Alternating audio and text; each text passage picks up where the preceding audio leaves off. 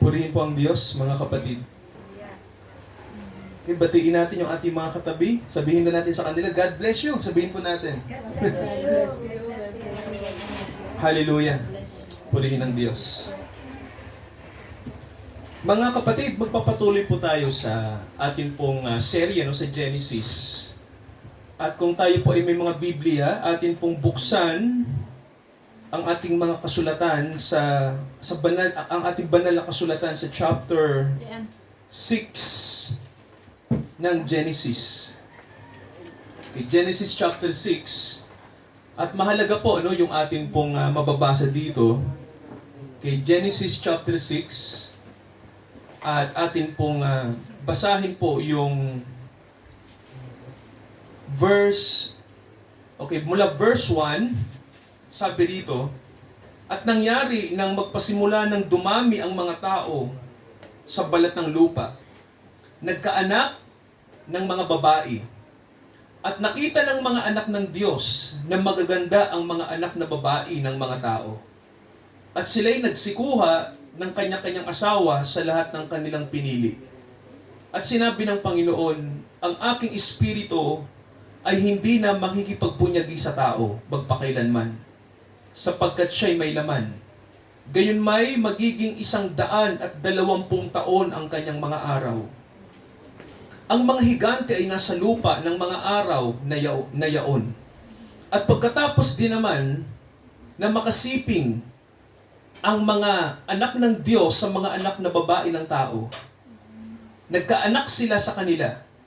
Ang mga ito rin ang naging makapangyarihan ng unang panahon, mga lalaking bantog. At nakita ng Panginoon na mabigat ang kasamaan ng tao sa lupa at ang buong haka ng pag-iisip ng kanyang puso ay pawang masama lamang parati. At nagsisi ang Panginoon na kanyang nilalang ang tao sa lupa at nalumbay ang kanyang puso. At sinabi ng Panginoon, lilipulin ko ang tao na aking nilalang sa ibabaw ng lupa. Ang tao, gayon din ang hayop, at ang mga umuusad at ang mga ibon sa himpapawid, sapagkat pinagsisihan ko na aking nilalang sila. Datapwat si Noe ay nakasumpong ng biyaya sa mga mata ng Panginoon. Hayaan pong basahin ko po yung susunod pong verse, dito po sa verse 13. Sabi dito, sinabi ng Diyos kay Noe, ang wakas ng lahat ng tao ay dumating sa harap ko, sapagkat ang lupa ay napuno ng karahasan dahil sa kanila. Narito, sila'y aking lilipuling kalakip ng lupa. At sinabi ng verse 14, gumawa ka ng isang sasakyang kahoy na gopher. Gagawa ka ng mga silid sa sasakyan at iyong sisiksikan sa loob at sa labas ng sahig. So hanggang dito tayo, mga kapatid, no? Tayo po'y manalangin muna. Dakilang Ama, i-bless niyo po ang inyong salita sa tanghaling ito. Kayo po ang magbigay sa amin ng pusong mulat at pusong nakakaunawa sa kung ano ang kahulugan ng kwentong ito na connected po sa amin sa panahong ito. Ito po ang aming panalangin sa pangalan ng Panginoong Jesucristo. Amen.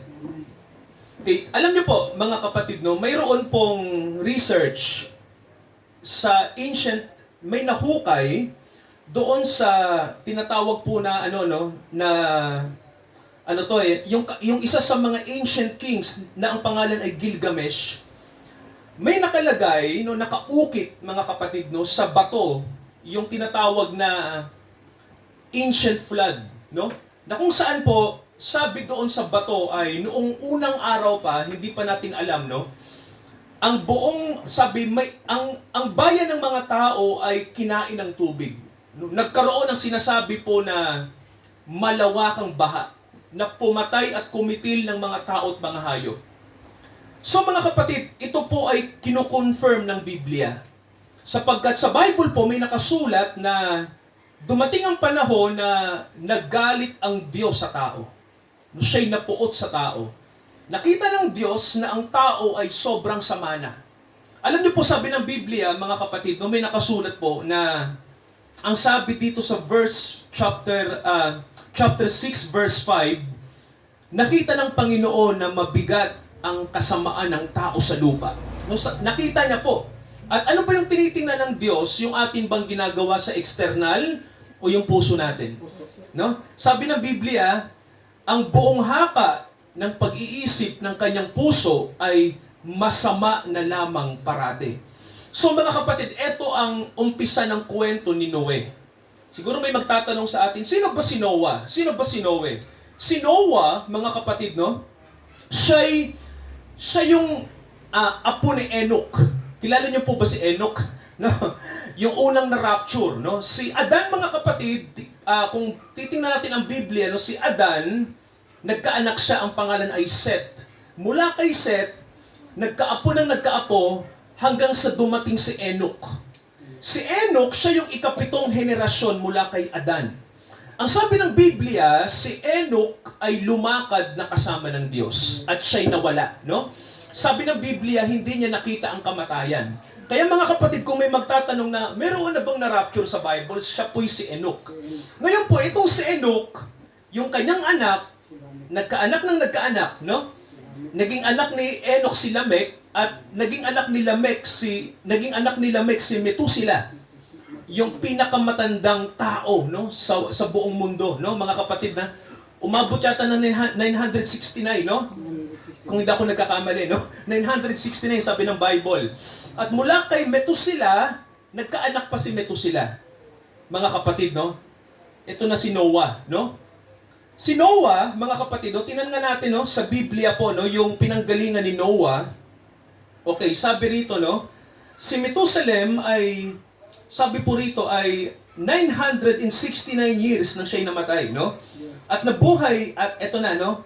At yung kanya, at nabuhay si Lamech, sabi rito, ng 182 taon at nagkaanak ng isang lalaki, at tinawag ang kanyang pangalan na Noah, si Noe. Ngayon po, sino ba si Noe, mga kapatid? No? Sino ba si Noah? Alam niyo po yung pangalang Noah ay, ang kahulugan po niyan ay rest. Sabihin niyo nga mga kapatid, rest. Okay. Dalawang bagay ang ibig sabihin ng Noah, no? Kapahingahan at dove, kalapati. No, sino ba si Noah? Well, si Noah ay galing siya sa lahi ni Seth, no? Isa siyang banal na tao. Sabi ng Bible, mga kapatid, may nakasulat dito, no, na gusto kong makita nyo to, no, yung chapter 6, sabi ng verse 9, ito nakasulat, tingnan nyo po, si Noe ay nakasumpong ng biyaya sa mga mata ng Panginoon. Kumbaga po, noong panahon ni Noe, lahat ng tao po ay corrupted na, no? Naalala nyo po nung last week, nung nandito tayo, di ba?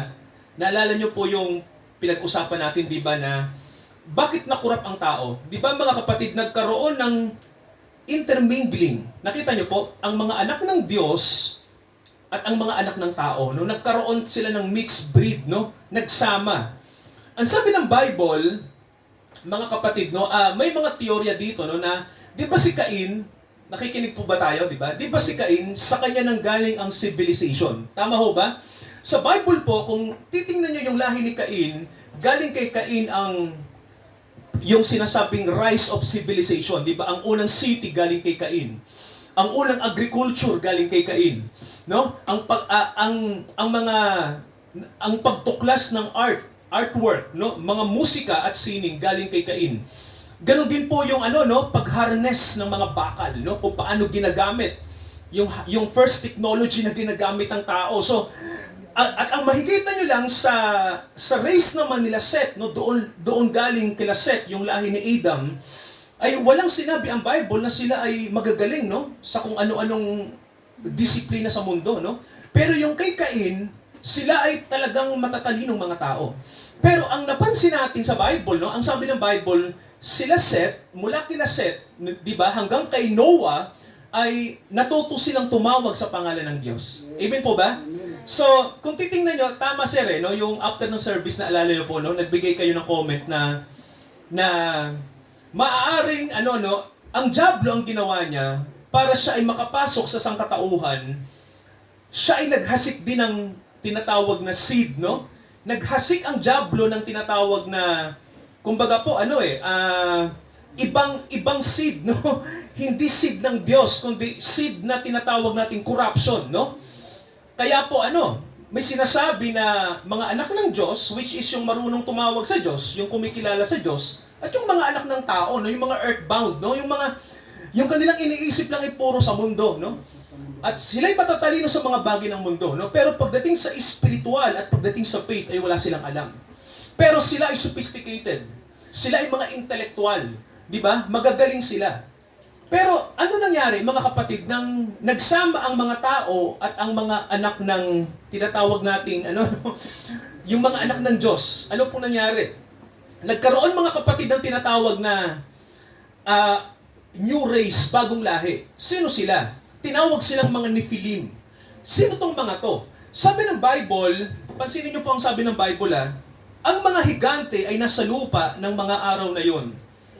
Nagkaroon ng mga giants. Sabi niyo nga po higante. Well, di ba pinag-aralan natin nung last week, ano ba yung Nephilim? Sabi ng Bible, ito yung mga naging leader ng mga tao noong araw, no? Sila yung mga kinikilala. Magaling sila sa pakikidigma, sir. No? Magaling sila sa war.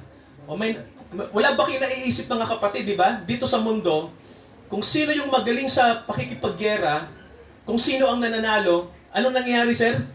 Di ba may philosophy? May philosophy ang tao, no?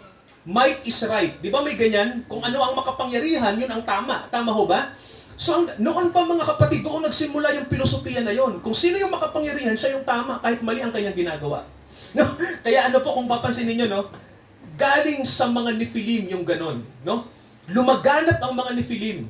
Yung tinatawag na mga tao na tinatawag na kinikilala ng ibang mga tao, no? Sila yung mga naging tigapanguna, mga leader. Kaya ang tawag sa kanila, ang sabi ng Bible, higante. No? Ibig sabihin, mga kilalang tao, mga popular. At ang nangyari, mga kapatid, sumama ang tao kasi ang nangyari, ang tao ay nagtitiwala na lang sa tao. Amen po ba, no? Ang tao po ay sa tao na lang nagtatrust. Hindi na sa Diyos. Hindi na sila kumikilala sa Diyos. No? Kumikilala na lang ang mga tao noong araw sa tao na lang, no? Sa tao umaasa. Ganun po. Kaya anong sabi ng Bible? Sabi rito, nakita ng Diyos, ang iniisip lagi ng tao ay puros kasamaan parati. So, ano ang naging conclusion ng Diyos, mga kapatid? Sa palagay niyo po. Ano yung tingin mo nyo na resolusyon? Ano ang dapat na maging solusyon para matigil ang kasamaan? Ang sabi ng Diyos, kailangan ng lipulin. Mga kapatid, may tanong ako. Kayo po ba, halimbawa, nakita nyo sa bahay nyo, no? Inanay na. Ano pong gagawin nyo? Puno ng anay. Yung bahay po. Halimbawa, puro anay na. Anong gagawin, sir? Ano, sir? Alam niyo po ba, may kapatiran tayo na inanay yung hindi nila alam, inanay yung kwarto, hindi nila alam, no? Na ilang taon na, hindi nila kasi nasisilip. Alam niyo yung kisame, nung kanilang buksan, ang daming anay. So, anong gagawin? Sir? Gibain. Tama, no? Alam niyo po, pag inanay ng isang bahay, wala kang choice. Tama ho ba? It's time. Kailangan mo nang gibain yun. Palitan.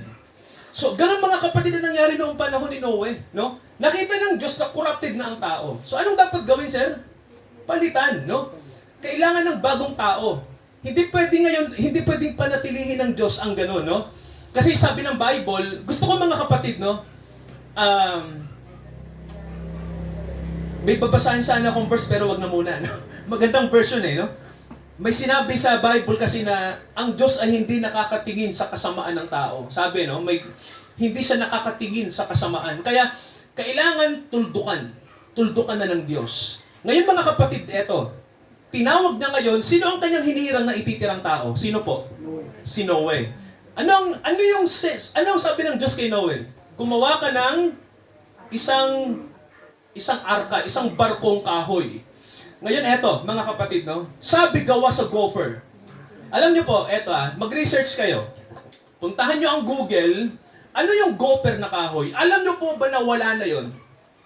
Wala na pong kahoy nun. Wala na po, no? yung ginamit ni Noe na kahoy panggawa ng unang barko ay wala po. Extinct na. Wala ka nang makikita sa buong mundo na gopher. Pero noong araw may gopher, no? Hindi ko alam kung ano itsura nun eh. Siguro malalaking puno yon. Siguro iniisip nyo, paano nagawa ni Noe na? Mano-mano. Paano niya nagawa? Tandaan nyo po nung panahon ni Cain, na imbento na nila Cain ang mga bakal, di ba? So may mga ano na po, may mga hakso na sir. Mayroon ano, kaya mayroon na rin mga palakol. Kaya, alam nyo po, di ba pag nanonood kayo ng kwento ni Noah, nakita nyo yung si Noah, hindi lang naman siyang gumagawa, di ba? Tumutulong yung pamilya niya. Nandyan sila Shem, sila Cam at si Japhet. Tingnan nyo po yung gopher, mga kapatid, no? Sa Google, tingnan nyo. Mataas yung punong yan, no? Kaya nga nakakapagtaka, paano nagpunti ni Noah yan? Well, siguro mga kapatid, no? Matalino si Noe, no? Marunong siyang gumawa ng kumbaga, binigyan siya ng Diyos ng karunungan, no? May malino na instruction ang Diyos kay Noe. Ngayon po, mga kapatid, no, ito yung malupit, no? Ibubuod natin si Noe ngayon. Sabi ng Diyos, 120 years, mga kapatid, no, 120 yung sinasabi mga kapatid na lifespan ng tao, no? Hindi na mag-extend ang tao, hindi na mahaba ang kanyang buhay. No? Sabi ng Diyos, Noah, 120 years yung taning ko sa sangkatauhan. Ibig sabihin po, 120 years bago natapos ni Noah o ni Noe yung arka. Okay mga kapatid, no? 120 years. Sabi ng scripture, mga kapatid, ibig sabihin dahan-dahan lang sir na ginawa, no? Hindi bigla. Alam niyo po sabi ng Bible, sino ba si Noe? Basahin natin yung Hebrews chapter 11. Okay, pansinin niyo to, mga kapatid, no? Hebrews chapter 11. Okay, sabi ng verse 7, okay, sabi rito, sa pananampalataya si Noe nang paunawaan ng Diyos tungkol sa mga bagay na hindi pa nakikita. Dala ng banal na takot, naghanda ng 100 daong sa ikaliligtas ng kanyang sangbahayan. Hihinto po ako, no? Alam niyo po si Noe, mga kapatid, hindi lang siya gumawa ng daong. Alam niyo po ba kung ano yung kanyang ginawa? Anong sabi ng Diyos kay Noe? Kung inyong babalikan? Di ba sabi ng Diyos, gugunawin ko na ang mundo sa pamamagitan ng tubig. Noe, gumawa ka ng barkong kahoy, at ang sabi ng Diyos, lahat ng mga hayop ipasok mo, no? Magdadala ako ng mga hayop dyan. Ipasok mo sila sa loob, yung magkakapares.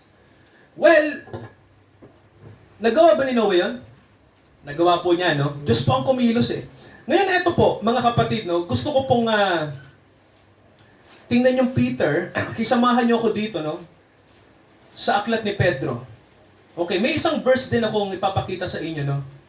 Okay. 2 Peter yata. Okay, to. Ikalawang Pedro chapter 2. Okay. Anong sabi rito? Okay. Ikalawang Pedro chapter 2, verse 5. Okay, eto po, pakinggan nyo to, ang sabi. Ang dating sanlibutan ay hindi pinatawad.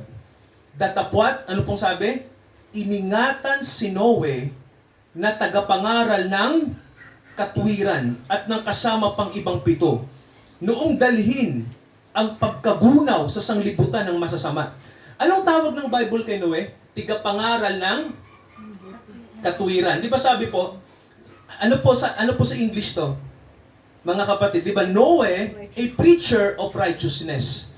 Okay, may tanong tayo. Si Noe pa nangaral? Mga kapatid, anong sabi ng Bible? Siya ay nangaral ng katwiran, no? Nangaral ba si Noe? Okay. Magtataka kayo, di ba? Sa Bible, pag binasa nyo, gumawa lang siya ng barko. Tama ba? Wala kayong nakita na nangaral siya. Nakikinig ba? Okay. Sa palagay nyo, bakit kaya? Bakit ang Genesis tahimik na si Noe ay hindi nangaral, gumawa lang siya ng barko? Pero ang sabi ng Bible, si Noe ay nangaral. Bakit tahimik lang? Ba't hindi nagsalita ang Genesis tungkol sa pangangaral ni Noah? Palagay nyo mga kapatid. Okay, maraming theory kung bakit, no? Alam nyo po, tahimik ang mga scholar.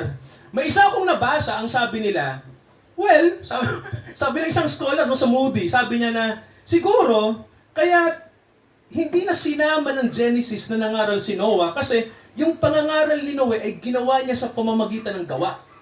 Ibig sabihin, hindi na raw si Noe nagsalita, gumawa na lang siya. Ipinakita niyo yung mensahe sa gawa. Kasi ang mga tao, syempre, curious, anong ginagawa ni Noah? Di ba ganon?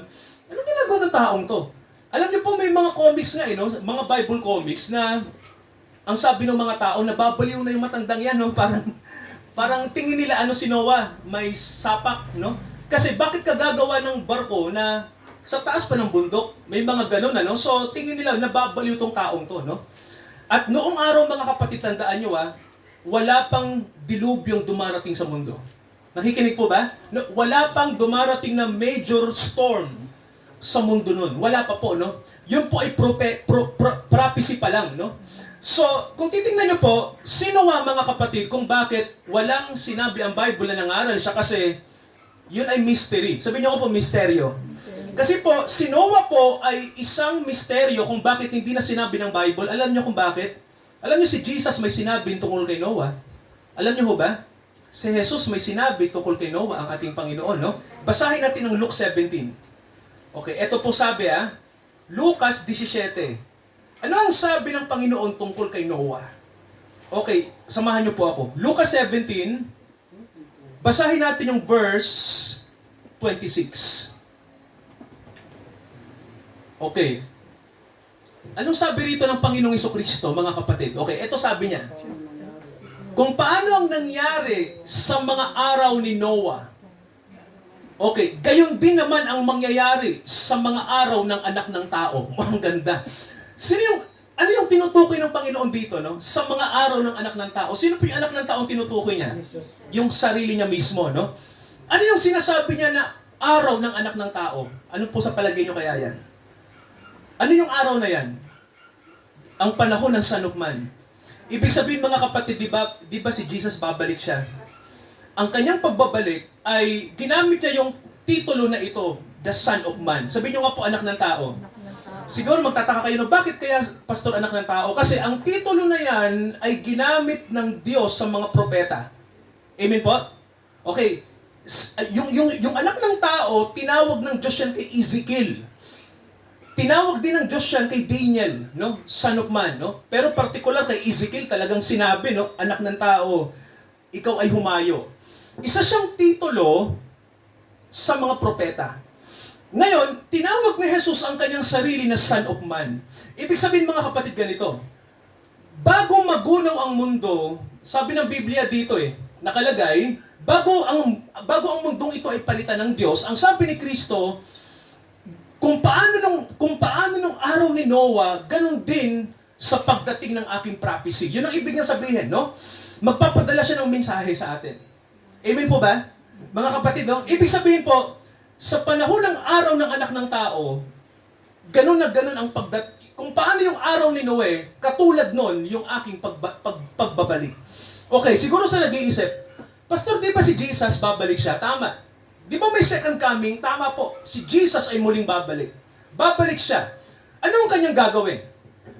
Una, irarapture niya ang kanyang mga anak papunta sa langit para ikasal si Jesus at ang kanyang mahal na church. Nakikinig pa? Okay. Ano yung ikalawa niyang gagawin? Pag naitago niya na ang kanyang church, ang gagawin ng Panginoong Jesucristo, babalik siya sa Israel. Nakikinig pa? Pagbalik niya sa Israel, sabi ng Bible, isasalba niya ang mga hinirang niya, ang mga Hudyo. Pastor, anong mangyayari sa mga tao na hindi nakasama sa rapture? Malilipol halos lahat ng tao. Mamamatay. Ganun ang mangyayari, mga kapatid, no? And then, pag natapos na yung tinatawag ng mga dilubyo sa mundo, kasi darating ang mga salot, dilubyo, lahat ng suliranin ng mundo darating. Pag natapos na yon sa pamamagitan ng 3 taon at kalahati, may nakalagay sa Bible, mga kapatid, 3.5 years, sa chapter 11 ng Revelation. Pag natapos na yon, babalik uli si Jesus. This time, sa pagbabalik niya, naalala niyo yung rapture, di ba? Di ba mayroon siyang kinuha? Pagbalik ni Jesus, kasama niya yung kanyang mga kinuha. Amen po ba? Di ba kinuha niya ang kanyang reyna? Di ba? Ang tawag niya bride. pagbalik ni Jesus, kasama niya rin ang kanyang reyna. At ang tawag ng Bible, mga banal. So mga kapatid, ang pagbabalik ni Jesus, hindi lang siya bumalik mag-isa. Amen po ba? May mga kasama siya. Mga kapatid, doon sabi ng Bible. At marami, sabi ng Bible, marami siyang kasama nun. Doon mag-uumpisa mga kapatid yung tinatawag na millennial reign. No? Ito na yung sinasabi na maghahari na ang Panginoong Diyos sa mundo ng 1,000 taon. Partikular si Jesus Christ ang sentro ng lahat ng bagay. Kasama niyang uupo, hindi lang siya, di ba sabi ng Revelation 20, kundi ang kanyang mga anak, ang kanyang nobya, na reyna niya na. Well, mga kapatid, balik tayo kay Noah. So, anong sabi ni Jesus nung panahon, sa panahon ng kanyang pagbabalik? Basahin natin yung verse 27. Ito ang sabi, parang normal na araw lang. Tama ba? Sabi rito, sila'y nagsisikain, normal na araw lang. Ang mga tao'y kumakain, tama po ba? Baka mga nasa mall, namamasyal, nagsisiinom, nag-aasawa, pinapag-asawa, hanggang sa, ano pong sabi? Hanggang sa araw na pumasok sa daong si Noe. Nang pumasok na si Noe, ibig sabihin, nang dumating na yung mga iniligtas at sila'y prinoteksyonan na ng Diyos. Anong sabi? Dumating ang pagunaw at nilipol silang lahat. Nakikinig mga kapatid, no? Ibig sabihin po, itong panahon na to, yung sinasabi nating rapture hanggang sa tribulation, dito mga kapatid, mararanasan natin ang katakot-takot na pagdurusa sa mundo. Kaya nga ang tawag ng Bible dakilang kapighatian. Sabihin nyo nga po, kapighatian. Yan. Alam niyo po, gusto ko mga kapatid no makita nyo to. Si Noah, nang pumasok sa arka after 120 years, sabi ng Bible ito, Sir, tingnan nyo po 7 araw pa ang ibinigay ng Diyos na araw. 7 days. Ganun mga kapatid, no? Bago isinara ng Diyos ang arka. Pero, tingnan nyo po ang biyaya ng Diyos. Hindi agad nagsara, sir. 7 araw pa uli. O ilang araw na? 14. 7 plus 7. Nagbigay pa ang Diyos ng palugit, baka pa may makinig, hindi pa rin. Tandaan nyo po, si Noah, nagbibigay siya ng mensahe sa mga tao, may darating na dilubyo, makinig kayo. Ang mga tao nagtatawanan, ayaw nilang maniwala. Okay? Ganon din sa panahon natin. Amen po ba? Sa panahon na to mga kapatid, hindi maniniwala ang tao na may rapture. Hindi sila maniniwalang may judgment day. Hindi sila maniniwalang may darating na sakuna sa buong mundo. Pero mga kapatid, kayong sumagot dito. Yung COVID-19 ba nung dumating, nabigla ba tayong lahat? Yung pandemic? Okay. Ilan ang namatay sa palagay nyo po? Million. 6 million ang namatay. Okay? May mga mahal sa buhay na kasama. No? Di ba? Mga kaibigan natin kasama. Tama po ba? Mga kapatid, alam nyo, sabi ng Bible, di ba? Hindi pa yon. Tama ba? We are in the beginning pa lang. Tama ba? Yung 6 million na yon, hindi pa nabawasan, sir, ang 8 bilyong tao sa mundo. Tama po ba? Alam niyo po nung panahon ni Noah kung ilan ang tao sa mundo? Walaan niyo po. Hindi lang, sir. Alam niyo po ba nung panahon ni Noah, sir, statistically ay bilyon na ang tao? Si Jesus, tama ang kanyang sabi. Sa panahon ng kanyang pagbabalik, ganun din ang population ng tao. Alam niyo po ba na bilyon din ang tao noong panahon ni Noah? May tanong ako, ilan lang ang naligtas noong panahon ni Noah? 8. Sir, ilan ang taong nagunaw? Bilyon. Ngayon, gusto ko makita niyo to mga kapatid, no? Si Enoch, kung bakit ipinakitang na rapture, sa palagay niyo, sinong gusto niyo? Si Enoch o si Noah? Sino pong paborito niyo? Si Enoch o si Noah? Ako dati si Noah, sir eh. Ganun. Pero nung makita ko si Enoch, mukhang mas gusto ko si Enoch eh. Kasi ganito, si Enoch po, di ba lolo siya ni Noah. Si Noah, apo ni Enoch. Si Enoch na rapture. Nakikinig po? Di ba, dinala siya ng Diyos sa langit.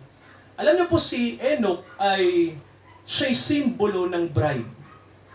Nakikinig mga kapatid, no? Isa siyang symbol ng bride, si Enoch. Hindi niya nakita ang death, hindi niya na nakita ang dilubyo na dumating, na pumatay sa maraming tao, isang malaking baha, di ba? Hindi niya na nakita. Nakikinig po ba? Si Enoch ay simbolo ng bride. Sir, si Noah, palagay nyo, ano kayo sumisimbolo kay Noah? Alam niyo po, si Noah, Israel. Di ba? Kasi mga kapatid kung bakit, sa panahon ng kapighatian, ang isasalba na lang ng Diyos, di ba may nakasulat? Yung 144,000. Nakikinig po, mga kapatid, di ba? Yung bansang Israel na ang sabi, ililigtas ng Diyos. Hindi na sinabi ng Bible na ililigtas niya ang church. Wala nang binanggit ang Panginoong Diyos na church sa panahon ng kapighatian. Wala na po, blanco na ang Bible. Kasi, sa time ng tribulation, wala nang church. Tapos na ang panahon ng church. Kaya mga kapatid, eto, no? Biblical po na ang panahon ng simbahan o ng iglesia ay matatapos. Mag-e-ending po. Kaya yung mga church na pinagmamalaki natin, Church of Christ, Baptist, UCCP, Pentecostal, Roman Catholic, Victory, anumang church yan, tutuldukan na ng Diyos yan. Kasi ang kahuli-hulihang batch na kailangan ng Diyos makuha ay yung bride niya. Pag nakuha niya na si Enoch, ang isip na lang ng Diyos ay Israel. Si Noah, yun na lang ang kanyang iniisip. Pastor, anong mangyayari sa mga hindi kasama? Pasensyahan tayo, hindi kasama. They will die. Mamamatay sila. Yan ang sabi ng Bible. Kapatid, no? Mamamatay. Well, Great Tribulation. Matindi to. Huminto ako dahil nakaka-overwhelm ang sinasabi ng Bible, no? Na patatapos pala ang panahon ng church. Opo. May katapusan po, no? Ito pong sabi ng Bible. Tingnan niyo po, basahin natin ang Romans chapter 11. Si Pablo mismo nagsabi nito. Okay, Romans 11. At si Jesus din, no? Hindi lang si Pablo pala. Kahit ang Panginoon natin, sinabi niya na church will end. Romans 11. Okay, so let us read verse 25. Okay, mga kapatid, no? Sa mga hindi naniniwala, itong ibigay niyong verse. Sabihin niyo, alam niyo po ba na ang church magtatapos? Ganun po ba, Pastor? Oo. No? Bakit pa kayo may church? Actually, hindi na kami church eh. Tinatawag namin yung sarili naming bride kasi gusto naming maging kasama sa bride. We desire na maging bride kami. Ito ang sabi ng Bible. Hindi ko ibig, mga kapatid, na hindi ninyo malaman ang hiwagang ito. Baka magmarunong kayo sa inyong sariling mga haka. No? Huwag daw tayo magmarunong, no? Sabi rito, na ang katigasan ng ulo ng isang bahagi ay nangyari sa Israel. May tanong po ako dito. Alam niyo po, ang sinasabi ni Pablo po, matigas ang ulo ng Israel. Tama ba, mga kapatid? Sino na po rito ang may kamag-anak sa Israel? Nandoon. Okay. Anong nasa Israel po? Kapayapaan o kaguluhan palagi? Laging nagkakagulo, ate. Tama po ba? Ano pong problema sa palagay niyo? Relihiyon, lupa, politika, di ba sir? Lahat na ng problema. Natatapos po ba problema ng Israel? Hindi. Alam niyo po, mula noon hanggang ngayon, hindi natatapos problema nila. Okay, no? Kasi ang sabi ng Diyos, hard-headed. Tama ba? Matigas ang ulo nila. Kaya mga kapatid, tandaan niyo po common sense lang. Pag ang ating ulo laging matigas, hindi matatapos ang problema natin. Tama po ba ate? Di ba? Pag laging matigas ang ulo, yung problema hindi matatapos. Unless na maging ang tao ay maging humble. Yan. Kaya huwag tayong maging matigas ang ulo. Hindi matatapos ang problema. Ito na po. Sabi ng Bible, tingnan nyo, ang katigasan ng ulo ng isang bahagi ay nangyari sa Israel hanggang pumasok ang, ano pong sabi? Kapunuan ng mga hintil. Ano po yan? Fullness. Ibig sabihin, the ending of the Gentiles. Tama ho ba? Ang ibig sabihin kasi ng fullness, ending. Ang ibig sabihin ng fullness, kapunuan, katapusan. Nakikinig po. Kaya mga kapatid, may katapusan ang church. Pag natapos na, yung tinatawag na rapture, tapos na po. Kaya, darating na sir yung tribulation. Dakilang kapighatian. Ngayon, eto. Mga kapatid, alam niyo ho ba, may nakita ang NASA ngayon. Nakikinig po. Sige, bago yon. May tanong ako. Masasagot niyo to. Dati, nilipol ng Diyos ang mundo sa pamamagitan ng tubig. Ano pong gagamitin niya ngayon? Ano po, sir? Tama, apoy. Tama po, no? Anong gagamitin uli ng Diyos? Ang gunaw, sir? Apoy. Okay, fire. Okay, alam niyo ho ba, mga kapatid, no, na may nakita ang NASA na paparating na asteroid sa mundo? Nabasa niyo po ba yon sa internet? Nakita niyo po, di ba? Opo. Ang nakalagay po dito, mga kapatid, no, I will read it para makita niyo po, no. Ang sabi po rito ay, ang tawag ay YR4. Alam niyo po yung asteroid kasi laki ng isang malaking building sa Makati. Ganong kalaki. Pero mga kapatid, biglang ang NASA nag-iba ng tono. Sabi, hindi tatama sa Earth. 0.004% ang probability. Hindi daw.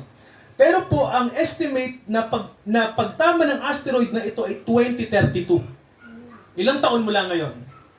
Mga 7 to 8 years, no? Mga kapatid, no? December 22, 2032. Ang pagtama ng YR4 sa mundo natin. Pero hindi daw tatama. Ano? Dadaan lang siya sa atmosphere natin.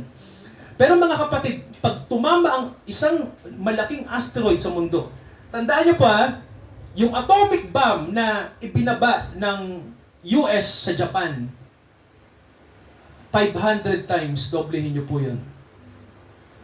Mga kapatid, 200,000 ang namatay ng mga Japanese nang ibagsak ang atomic bomb sa Nagasaki noong 1945. Mga kapatid, tingnan nyo 5 times, malakas, di ba sila 5 times yun ang malakas na? 500 times yung lakas ng atom bomb. Ganon katindi pag tumama ang asteroid na ito sa planeta natin. Sa palagay nyo, ilan ang pwedeng mamatay, mga kapatid? Yan. So, may mga movie ang Hollywood tulad ng Deep Impact, ganyan. Pero tingnan nyo to alam nyo po ba na makatotohanan, hindi naman yung malaking tidal wave na hindi doon ako tumitingin Kasi ganito, may mga nagsasabi na fiction lang naman yun di ba? Pero alam nyo po sa Revelation, hindi fiction ang asteroid. Ito'y mangyayari na darating. Mga kapatid, no? Totoong darating. At kung hindi man ito magdulot ng tinatawag nating pagkabunaw, alam niyo po sabi ng Revelation, eto po, tingnan niyo mga kapatid to Revelation chapter 8. Tingnan niyo po yung prophecy tungkol sa asteroid. Okay, tingnan niyo po Revelation chapter 8, basahin ko po yung verse 8. Itong sabi, umihip ang ikalawang anghel, at ang tulad sa isang malaking bundok na nagliliyab sa apoy ay nabulusok sa dagat. Sa palagay niyo, ano po yun? Sir? Asteroid, di ba? May prophecy pa sa Bible na may darating na asteroid sa mundo? Sabi ni Juan, nakita ko ang isang malaking bundok. Alam naman natin, hindi naman bundok yan, batong malaki yan, tama? Pero tulad ng malaking bundok, nagliliyab sa apoy, ano sir ang sabi? Bumulusok sa dagat. At ano po nangyari? Pag bulusok sa dagat, the third part of the sea ay naging dugo. Tuloy pa natin. Tingnan niyo po ito mga kapatid Namatay ang ikatlong bahagi ng mga nilalang na nasa dagat. Na may mga buhay, ang ikatlong bahagi sa mga daong ay namatay din o nawasak. Sir, hindi pa tapos. Basahin pa natin ito pa yung kasunod. Umihip ang ikatlong anghel. Panahon na to ng tribulation. At nahulog mula sa langit ang isang malaking bituin. Sir, ano na naman yan? Ano na naman po? Asteroid na naman, no? Sabi rito, a great star from heaven. Tama po ba, sir? Bakit bituin ang tawag? Kasi nagliliyab Di ba? At ang sabi, nagliliyab na gaya ng sulo.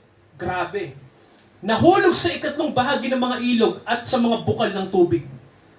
Mahala na yung verse 11. Tingnan natin. Anong sabi? Ang pangalan ng bituin ay wormwood. Kapaitan. Sabi rito, ang ikatlong bahagi ng tubig ay naging mapait. Maraming tao'y namatay dahil sa tubig. Sa panahon ng tribulation, magkakaroon ng crisis sa tubig. Magiging mapait ang tubig. Hindi sir maiinom. May tanong tayo. Alam niyo po ganito, ang asteroid pag tumama sa Earth, lalo na sa dagat, mga kapatid, pag sa dagat na yan at napakalaki niyan, alam niyo ho ba na may lasong dala yun? May poisonous gas na element ang asteroid. Mga kapatid, pag pumunta yan sa karagatan natin, Sir, malaking asteroid, may dalang element na poisonous gas. Alam nyo po, malalason ang dagat, maraming mamamatay na isda. At ang mga tubig, sir, magiging contaminated. May tanong ako, gusto niya po bang abutan yung panahon na yan? Mga kapatid, di ba? So, sabi ng Bible sa atin, ang mga asteroids na ito ay darating sa mundo sa panahon ng kapighatian. Ito ang latest. 2032, darating na. No? Hoping mga kapatid, mula ngayon, mag-pray tayo na sana hindi na lang siya dumating dito. Tama ba? Ilihis na lang ng Diyos. Kasi ang sabi ng mga scientists, lilihis naman daw. Pero may balita sa 60 Minutes sa Australia na ang sabi, mag-ingat tayo sa mga nagtatakip sa totoong balita. Paano kung kalooban naman? Bakit? Maganda yung tanong mo, Mal. Paano kung kalooban talaga ng Diyos tumama ang asteroid sa mundo natin? Ibig sabihin nun mga kapatid, tribulation na. Yay. Yun na yun. Opo. Rapture na. Pero, bago mangyari yun, rapture muna. Rapture na. Yes, mga kapatid, no? Yun, no? Kaya, tama si Jesus. Ang panahon ni Noah ay katulad din ng panahon natin. Tama po ba? Ang mga tao, wala silang pakialam. Pero ang mga anak ng Diyos, malaki ang pakialam natin. Amen po ba? Kasi mga kapatid, ang iniisip natin, hindi lang kaligtasan natin eh. Tama ba? Sino ba gusto nating maligtas? Tayo lang ba, sir? Di ba gusto natin lahat maligtas? Pero sir, hindi naman natin mapipilit ang tao. Amen po ba? Si Noah, hindi niya napilit.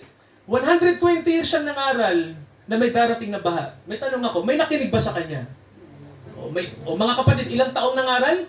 120 years. May nakinig ba kay Noah? Wala. Wag po kayong malulungkot kapag walang nakikinig, kapag inaakin nyo kay Jesus ang mga tao.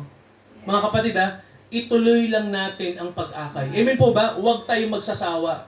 Kung si Noah nga, hindi naman nagsawa eh. Tama ba? 120 years siya nagtiis na nangangaral, walang nakikinig sa kanya. Ikaw, ilang oras lang, nahihiya ka na? Napipikon ka na. Di ba mga kapatid, no? Patience is a virtue. Amen ba? Lagi nating i-remind ang tao na kailangan natin ang Panginoong Hesus. Magkaroon ang tao ng personal relationship kay Jesus dahil ang ating arka ay si Jesus sa panahon na to. Amen po ba? Ang ating daong ay si Hesukristo. Alam niyo po si Enoch, pinagawa pa siya ng daong ng Diyos. Di ba hindi? Sinong naging daong niya, sir, ni Enoch? Mismong ang Diyos. Amen po ba? Kaya sa araw na itong mga kapatid, nawa, mag-decide tayo. Amen po ba? Let us decide na I will follow Jesus. Sabihin nyo nga po, I will follow Jesus. Susundan ko si Jesus. At sabihin natin, no turning back. Hindi na tayo dapat bumalik pa. Amen po ba? Huwag na tayong bumalik sa dating buhay. Sumunod tayo sa Panginoon. Mag-pray tayo, mga kapatid. Let us pray. Ama, nang dumating ang baha ng panahon ni Noah, billions of people died. At sa panahon namin ito, dakilang Ama, ay ang mga tao po ay sa tingin namin ay maganda naman ang daloy ng mundo. Pero hindi namin alam, Father, na tutuldukan nyo rin ang kasamaan ng panahong ito. At isasalba nyo ang inyong mga anak. Nawa, Ama, makita nyo kami tulad ni Enoch at ni Noah na lumalakad na kasama kayo. Nawa, sa aming buhay, hindi lang kami namumuhay sa sarili namin, sa layaw ng laman, sa makamundong bagay. Nawa, Ama, mas i-desire namin kayo, si Jesus Christ, na nagligtas sa amin mula sa kasalanan. Magkaroon kami ng relasyon sa Kanya. Sumampalataya kami na siya ang nagligtas sa amin sa krus. Sa pamamagitan ng Kanyang dugo, nilinis kami sa lahat ng kasalanan. Upang ang sa Kanya'y sumampalataya hindi mapahamak. Turuan niyo kami laging magsisi sa lahat ng kasalanan namin. At Ama, nawa po, sundin namin ang sinabi ni Jesus sa amin, ang aming Panginoon, na kung papaanong si Noah, hindi siya nagsawang nag-remind sa mga tao na may darating na kapahamakan. Ganon din po kami. Hindi dapat kaming magsawa at sabihin namin na kailangang sumunod ng tao sa Panginoong Hesus. Pagpalain niyo po ang araw na to, Ama. Ang mga kapatid po Lagi nyo kaming papaalalahanan na lagi kaming mag-pray sa panahong ito dahil may panahon, Father God, na ang aming inaasahan ay hindi nangyayari dahil ang mundong ito ay papunta na sa kapahamakan. Pero salamat po dahil may pag-asa kami palagi na kapag kami ay nasa inyong piling, wala kaming dapat ikapangamba. Dahil sinabi niyo po na kami ay hindi nakokondenahin. Hindi na kami hahatulan kapag na kay Jesus kami. Kapag kami ay nagsisisi na at sumasampalataya sa inyong anak, wala na pong condemnation. Hindi na hahatulan ang isang taong na kay Jesus.